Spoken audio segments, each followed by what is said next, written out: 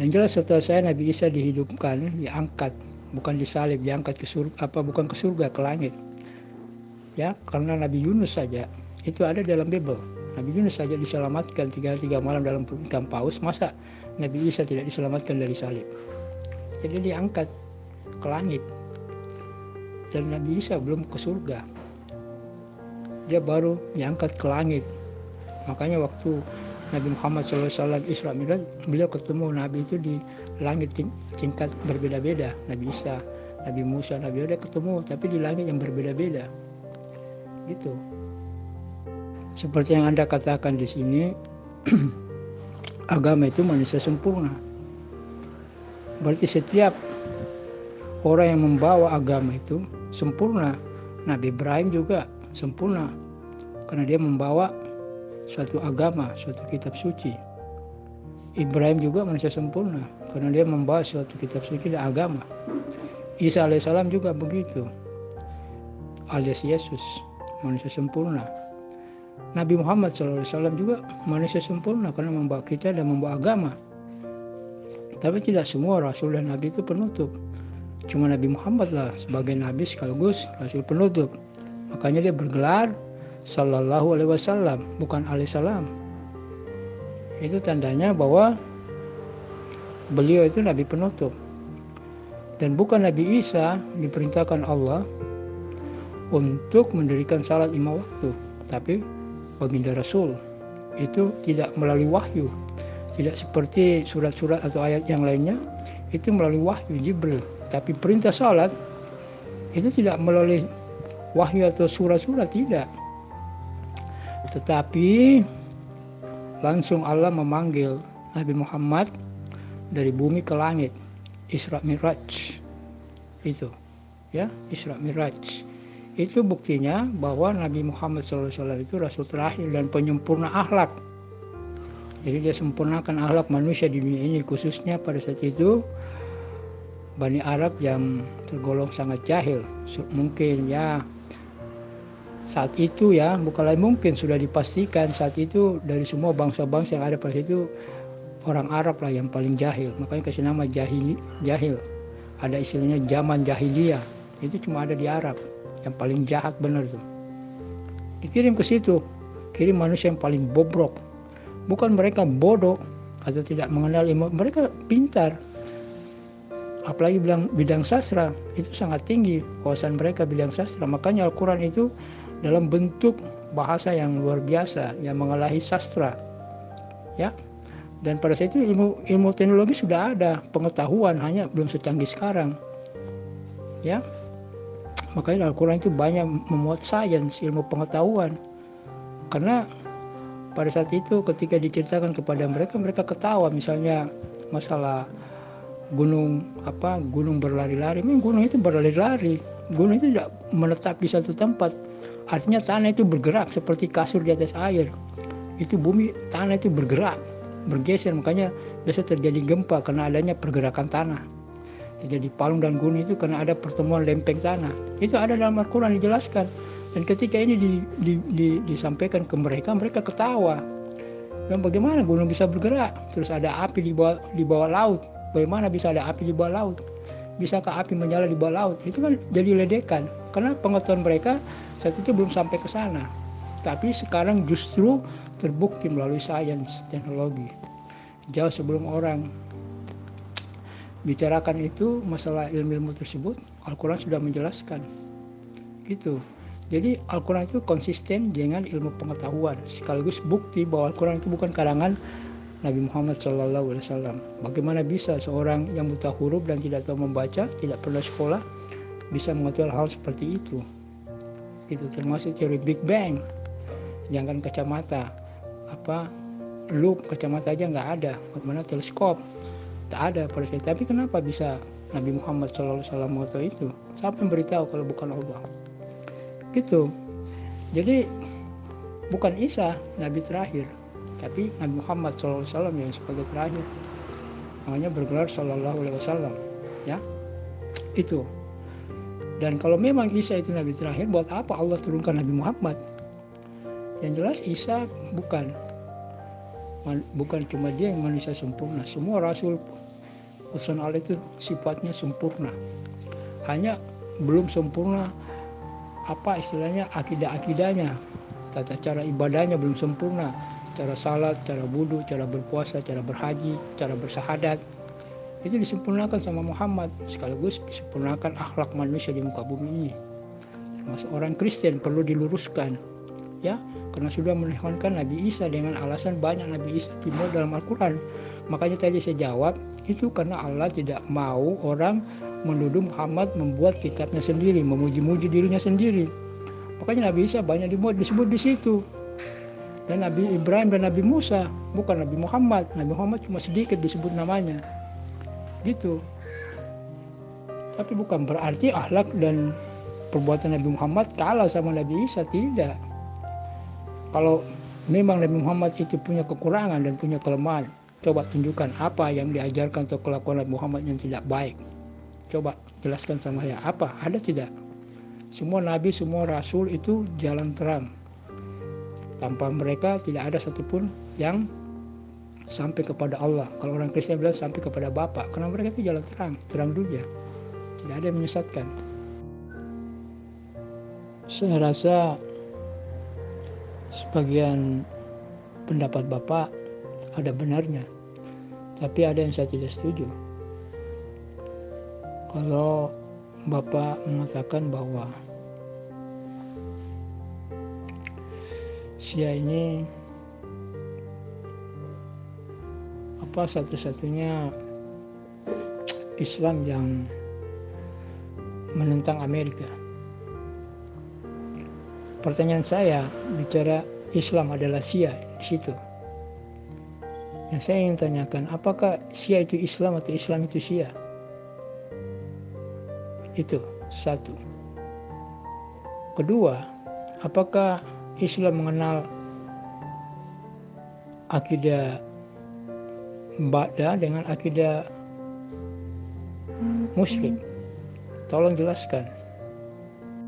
Maaf ini kayaknya saya enggak sependapat bahwa saya tidak hafal itu namanya aja, malas saya hafal si Gulam ini. Masa dia yang dianggap sebagai utusan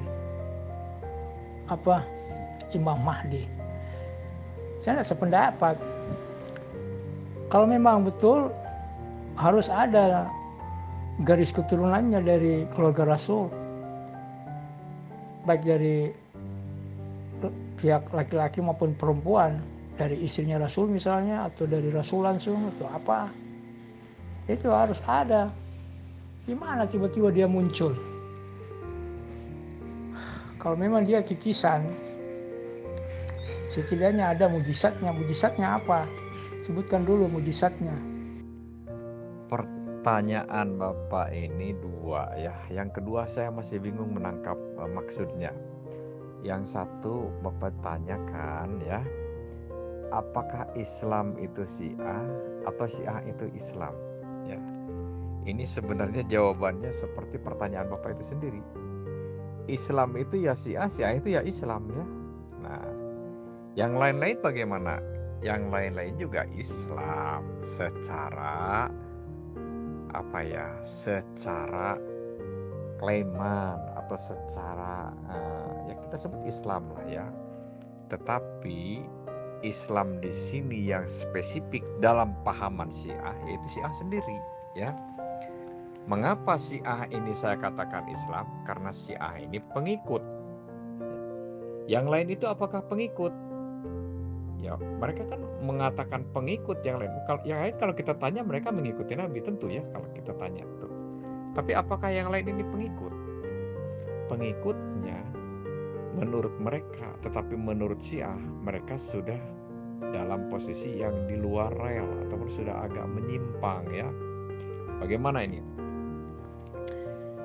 Dahulu sebelum Nabi wafat ini, Nabi melaksanakan haji wada. Di saat haji wada ini, disebut haji wada ini kan haji terakhir ya. Nabi itu kemudian tutup usia sebelum musim haji berikutnya. Nah, di dalam haji wada atau haji terakhir ini, Nabi itu mendeklarasikan atau mengumumkan, ya, dan disaksikan oleh Umar dan Abu Bakar sendiri, termasuk Utsman, semuanya menyaksikan dan paham apa yang disampaikan oleh Nabi ini. Intinya yang Nabi katakan itu, man kuntu maulahu fahada aliyun maulahu. Nah, ya Allah wali man walahu wa adi man adahu, ya. Jadi kata Nabi itu, barang siapa yang mengaku ini pemimpin. Nah, kita semua kan mengklaim Nabi ini contoh kita nih, kita mencontoh kepada Nabi. Tapi konsekuen tidak mencontoh pada Nabi ini, ya. Prakteknya ini masing-masing yang merasa dalam jalur Nabi ini. Nah, Nabi memesankan, barang siapa yang menganggapku ini pemimpin, maka Imam Ali ini pemimpin kalian. Nah, apa konsekuensinya kalau Nabi sudah mengatakan? Kalau kita mengatakan mengikuti Nabi, haruskah kita melanggar ataupun menyelisihi apa yang dipesani Nabi, atau harus mengikuti? Nabi mengatakan, man kuntu maulahu, barang siapa yang menganggapku ini pemimpin, fahada aliyun, maka ini Ali, Imam Ali ini maulahu, pemimpin kalian, pemimpinnya, ya. Nah, Nabi sudah memberi batasan, sudah memberi definisi, Imam Ali inilah pemimpin kalian setelah Nabi wafat. Lah kenapa saat Nabi wafat belum pun proses pengkebumian Nabi ini selesai, kok sudah terbentuk Abu Bakar menjadi khalifah di Sakifah, ya? Ini kok bisa? Dan sekarang kita setuju semuanya. Kita mengatakan kepada Abu Bakar ini Khulafaur Rasyidin atau Khulafaur Rasyidah, kata ibu dokter di atas, ya. Rasyidin, Rasyidah kan satu pemahaman ini, ya. Rasyid, apa? Rasyid itu dianggap pintar atau pandai, ya, atau benar, ya. Jadi kok mereka yang dianggap Khulafaur Rasyidin? Padahal Nabi memerintahkan Khulafaur Rasyidin itu ini Imam Ali. Dan di dalam kitab ya Nabiul Mawadah, Nabi memesankan, kan Nabi ditanya, ya Rasul, berapa khalifah sesudahmu? Nabi menjawab 12. Semuanya dari Quraisy, dari keturunanku. Siapa 12 itu? Syiah tahu. 12 itu satu Imam Ali, kedua anaknya yang pertama Imam Hasan, ketiga anaknya yang kedua adiknya Imam Hasan ini Imam Husain, dan seterusnya keturunan dari perpaduan antara Imam Hasan dan Imam Husain ini. Karena turunan dari Imam Husain ini adalah Imam Ali Zainal Abidin, menikah dengan anaknya dari Imam Hasan, yaitu perempuan Fatimah binti Hasan ini menikah dengan Imam Ali Zainal Abidin binti Husain ini, dan keturunan-keturunan seterusnya, yaitu kepada Imam Ja'far. Imam Ja'far pun masih punya istri, keturunannya dari dari Abu Bakar. Karena istrinya Imam Ja'far ini yang akhirnya menurunkan kepada kepada Imam Muhammad Baqir, kan itu masih keturunannya Abu Bakar, dari anaknya Muhammad bin Abu Bakar. Siapa? Entah Fatimah juga namanya, entah siapa itu perempuannya itu, ya. Nah, kemudian terus, dan kalau disebut kata Pak Erik ini, ya, turunan bangsawan Persia. Nah, itu kan di atas tadi itu ayahnya dari Imam Ali Zainal Abidin ini, yaitu siapa? Imam Husain ini punya istrinya kan kepada anak keturunan raja dari Persia. Katanya waktu itu kan Umar pernah menyerang kepada Persia dan menguasai, kalah Persianya. Nah, dari sana memboyong ini, salah satunya itu Ummul Banin ini, ya. Siapa Ummul Banin ini nama lainnya itu, yang akhirnya menjadi ibunya Imam Ali Zainal Abidin ini, karena beliau saat itu memilih untuk menjadi suaminya kepada Imam Husain, ya. Imam Husain imam yang ketiga ini, ya. Nah, ketiga dari jalur Ahlul Bait ini. Nah, memilih beliau, kan saat itu kan beliau kan dilamar ataupun dikehendaki diperistri oleh orang-orang yang ada sekitar itu, menolak semua. Terus katanya siapa yang meminta itu, entah Umar atau siapa meminta. Kalau gitu kamu milih siapa? Dia menunjuk kepada Imam Husain. Saya memilih dia, katanya kepada Imam Husain. Akhirnya menjadi istrinya Imam Husain dan melahirkan anak, yaitu Imam Ali Zainal Abidin ini. Jadi turunan ini kan akhirnya nanti terus-terusnya lahirnya lah Imam Mahdi. Makanya Imam Mahdi menurut Pak Erik ini keturunan bangsawan Persia, ya memenuhi syarat. Karena memang Imam Husainnya beristri kepada anak turunan raja ini sebagai moyangnya dari Imam Mahdi nantinya ya. Nah, inilah. Jadi kalau ditanya Syiah itu, apakah Syiah itu Islam? Apakah Islam itu Syiah? Ya iya. Karena Syiah ini pengikut Nabi yang konsekuen, yang tulen. Kalau yang lain merasa mengikuti Nabi, dari Abu Bakarnya sendiri sudah melanggar Nabi kok. Gak ada yang berani bersuara keras. Saya berusaha bersuara keras di sini nih. Biar apa? Biar dipahami. Abu Bakar itu udah melanggar. Maaf nih saya katakan ya. Abu Bakar itu udah melanggar nih. Melanggar perintah Nabi. Apa perintah Nabi? Ikutilah Imam Ali. Lah Abu Bakar malah menjadikan dirinya khalifah. Dan sekarang diikuti sama kita orang-orang Sunnah wal Jamaah ini. Dan menganggap bahwa Abu Bakar ini Khulafaur Rasyidin.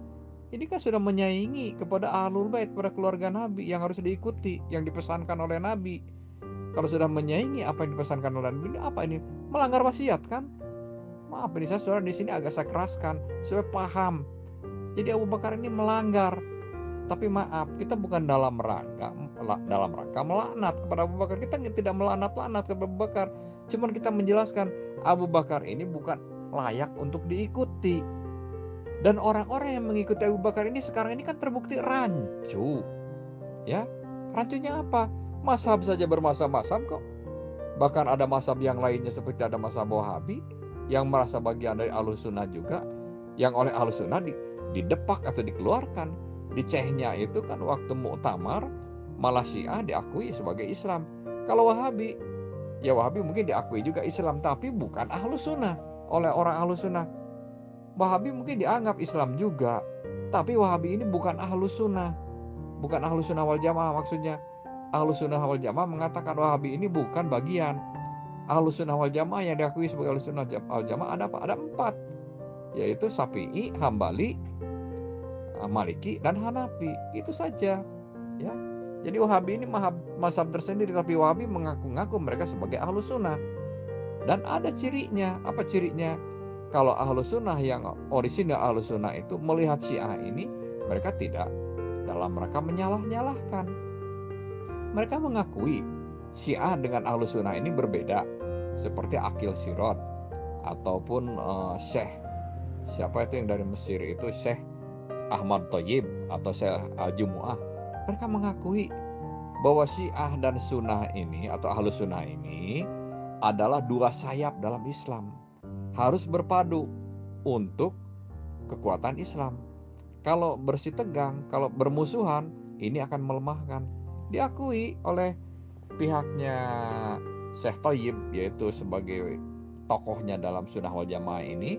Mereka tolerir dan mereka sangat menghormati kepada Syiah, walaupun berbeda. Mereka akui Syiah ini Islam dan mereka menghormati. Tetapi kalau pihak Wahabi kan tidak. Syiah ini selalu dianggap sesat, ya.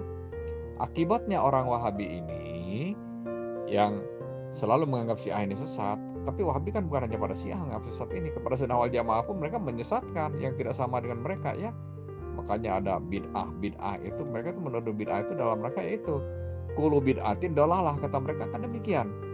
Jadi semua yang bid'ah ini dolalah. Orang-orang Ahlus Sunnah pun dikatakan bid'ah kan.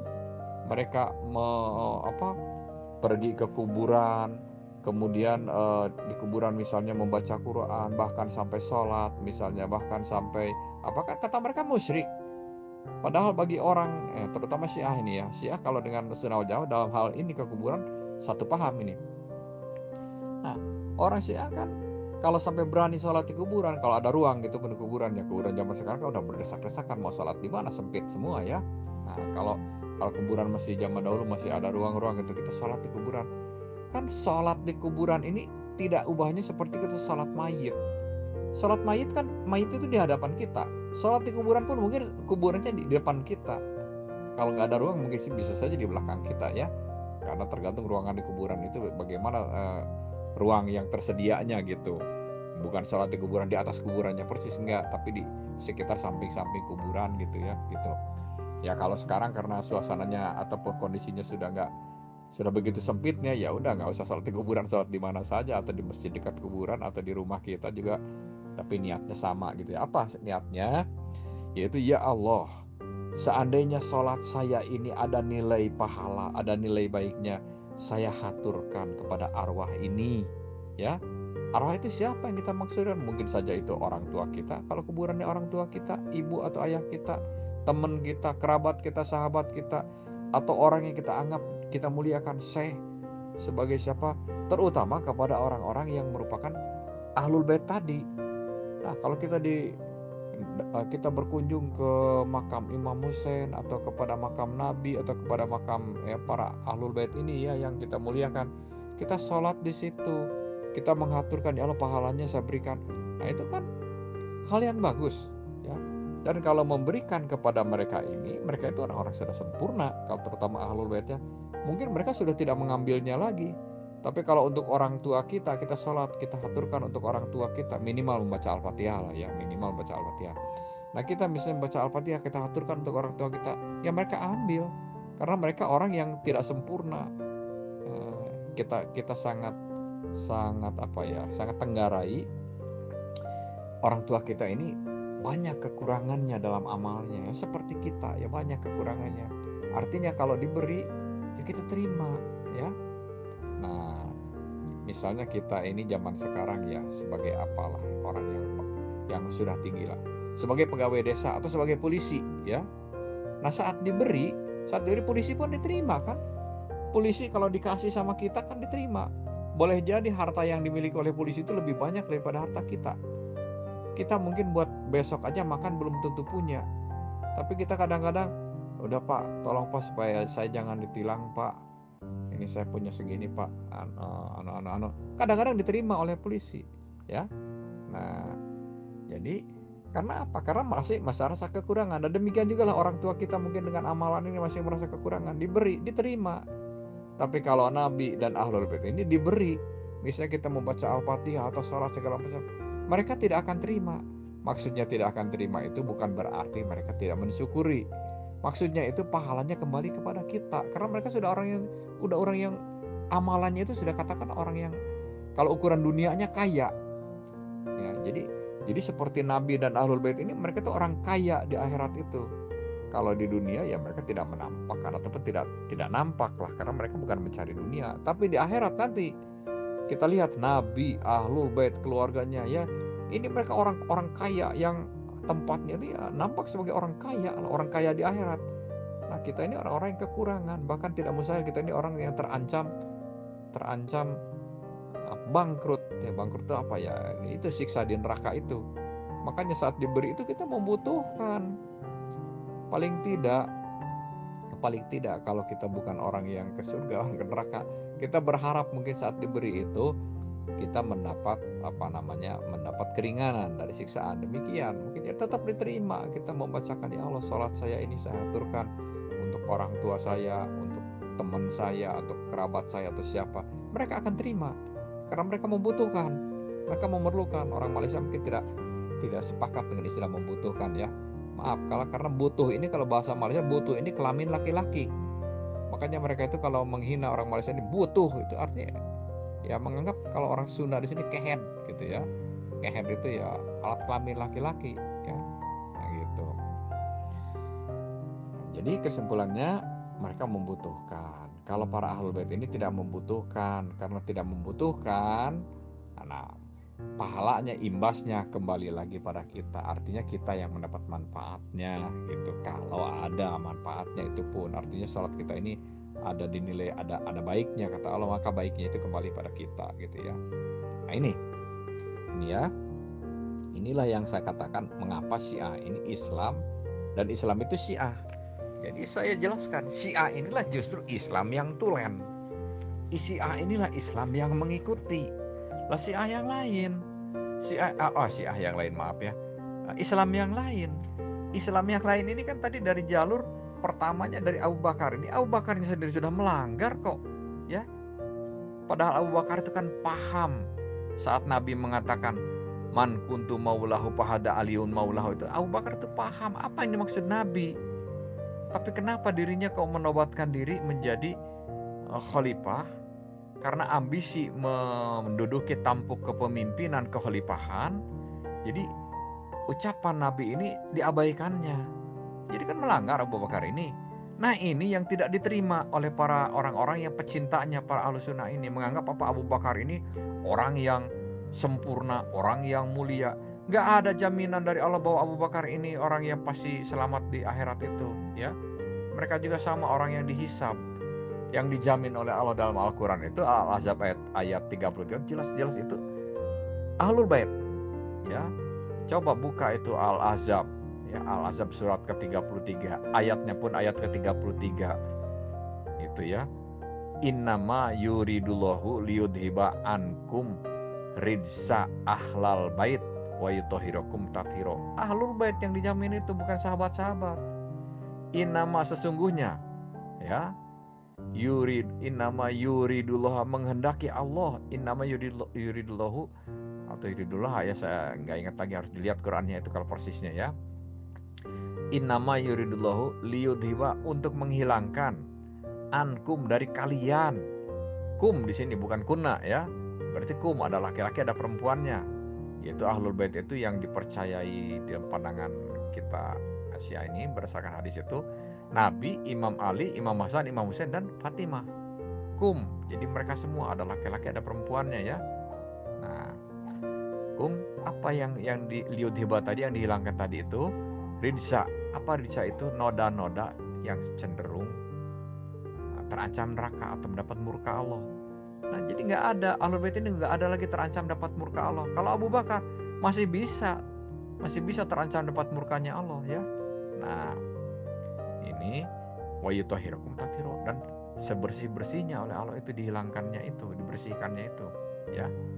Nah, kalau Abu Bakar dipaksakan di ayat lain mengatakan katanya dijamin surga 10 sahabat, diantaranya disebut Abu Bakar di situ, Umar, ya, Ali juga disebut. Ini hadisnya kalau dikaji bukan hadis sahih benar kok. Ini perawi-perawinya dari sumbernya mereka yang berpihak kepada Muawiyah, dari kroni-kroninya Muawiyah, ya, kabarnya. Jadi ini hadis justru hadis yang sangat dipertanyakan kebenarannya. Tapi hadis ini mengatakan Abu Bakar dijamin di surga, Umar dijamin di surga. Dijamin bagaimana? Ya, mereka sendiri sahabat. Kalau mau dijamin sahabat itu, sahabat yang sudah sahabat itu, ternyata Abu Bakar ini kan di perang Uhud saja melanggar Nabi kok. Kata Nabi, diem di atas. Nabi kan saat itu perang Uhud di bawah. Itu bukit, diem di atas, jangan turun. Melihat Nabi mulai menang, takut gak kebagian jarahan, gak kebagian janda-janda, ya. Nah, turun Abu Bakar dan Umar. Akibatnya di atas ditempati oleh oleh Abu Sofyan. Abu Sofyan itu bapaknya Muawiyah ini.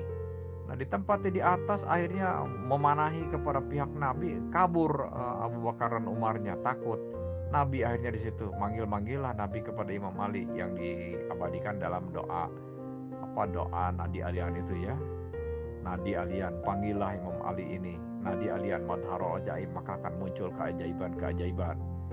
Nadi Alian madharul ajaib tajidhu aunalaka pinawaib, maka kamu akan menemui pertolongan dalam kesulitan, ya.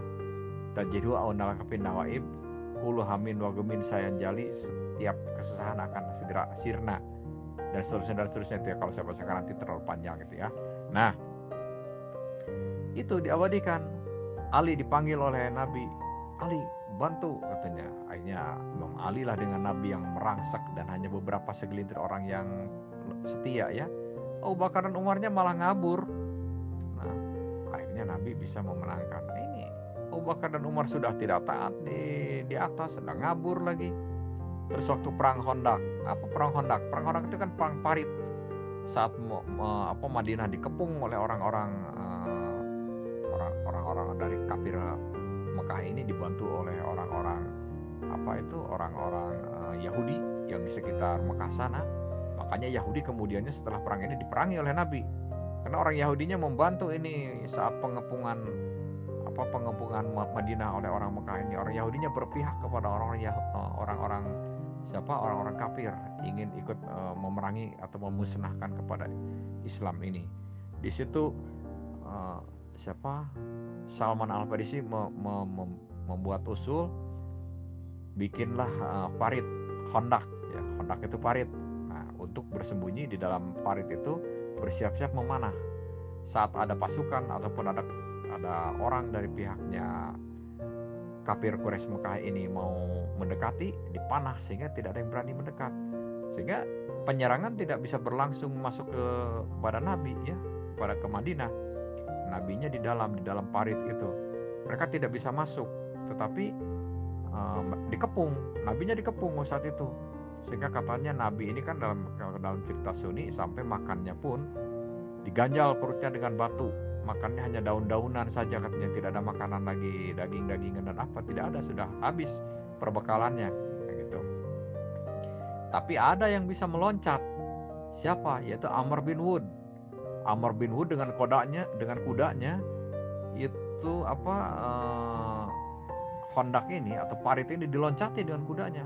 Tahu-tahu sudah ada di dalam dan berteriak-teriak, berkoar-koar ini ya,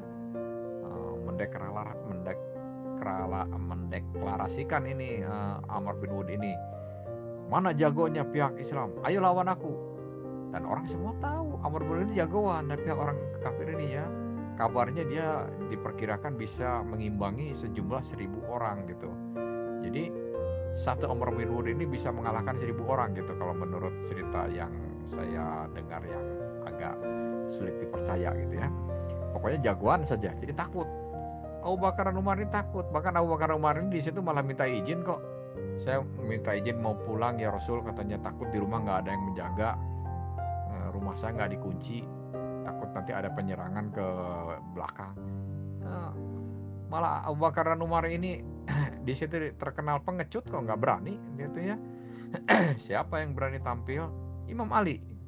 Imam Ali mengatakan, aku yang akan, kan Nabi bertanya dahulu sebelumnya, siapa yang berani menghadapi Amr bin Wud ini? Kata Imam Ali, saya. Kata Nabi, jangan kau, tunggu. Yang lain-lain nggak ada yang berani, termasuk Abu Bakar Umar ini nggak berani. Karena Nabi sampai 3 kali bertanya, siapa yang berani, nggak ada yang berani. Imam Ali yang tampil ke depan. Dan saat bertanding Imam Ali dengan jagoan ini, ternyata Imam Ali menang, ya. Karena perang tandingnya itu begitu, kalau orang sudah bilang itu rohaka ya. Rohaka itu begitu luar biasa, perangnya itu luar biasa sehingga debu itu menutupi mereka, nggak kelihatan itu mereka itu. Tapi suatu saat terdengar teriakan, dan saat debunya mulai mereda, terlihat badannya Amr bin Wud ini terbelah dari mulai